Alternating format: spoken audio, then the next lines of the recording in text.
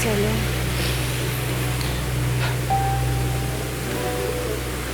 Umalis ka na, maalis ka. Marcelo, pakinggan mo muna ako. Para saan pa? Marcelo, parati na lang ba tayong ganito?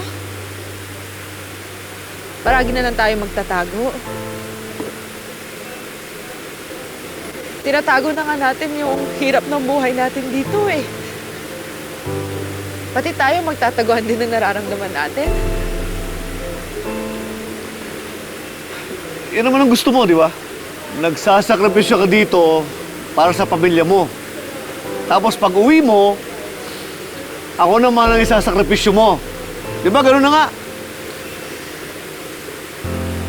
Sabi, pakinggan mo muna ako eh.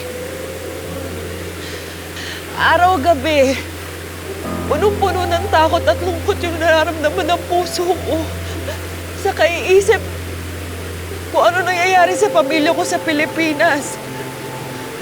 Pati ba naman pag-uwi natin, puro lungkot at takot din yung mararamdaman natin araw-araw, gabi-gabi. Anong punto mo? Oo. Anong oo?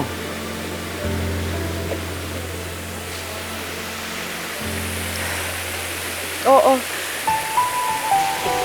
Pakakasalan na kita.